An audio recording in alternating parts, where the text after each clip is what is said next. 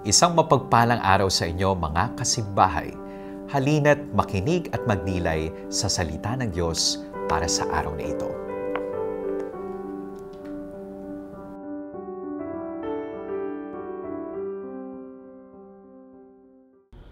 Ang mabuting balita ng Panginoon ayon kay San Marcos. Noong panahong iyon, si Jesus at ang kanyang mga alagad ay nagdaan sa Galilea. Ayaw ni Jesus na malaman nito ng mga tao sapagkat tinuturuan niya ang kanyang mga alagad. Sinabi niya, ang anak ng tao ay ipagkakanulo at papatayin, ngunit muling mabubuhay sa ikatlong araw. Hindi nila naunawaan ang sinabi niya, ngunit natatakot naman silang magtanong sa kanya, at dumating sila sa Kapernaum.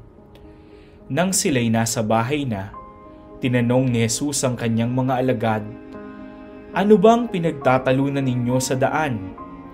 Hindi sila kumibo sapagkat ang pinagtatalunan nila'y kung sino sa kanila ang pinakadakila. Naupo si Jesus, tinawag ang 12 at sinabi, "Ang sino mang nagnanais maging una ay dapat maging huli sa lahat at maging lingkod ng lahat." Tinawag niya ang isang maliit na bata at pinatayo sa harapan nila. Pagkatapos, kinalong niya ito at sinabi, "Ang sino mang tumanggap sa isang maliit na batang tulad nito, alang-alang sa akin, ay tumatanggap sa akin.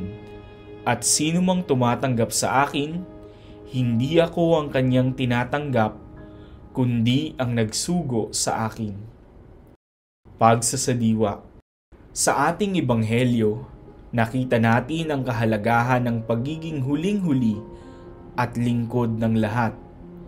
Hindi tinanggap ni Jesus ang ambisyong maghari o maging dakila, bagkus itinuro niya ang kababaang loob at paglilingkod sa iba.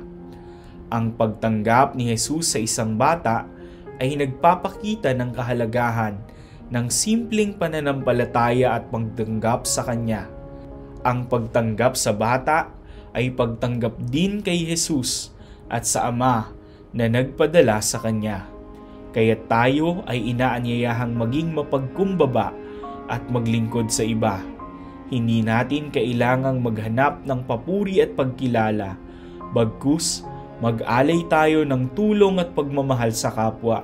Sa pamamagitan nito, lumalapit tayo sa kadakilaan na nagmumula sa Diyos sa pamamagitan ng pagiging mapagkumbaba at mapaglingkod.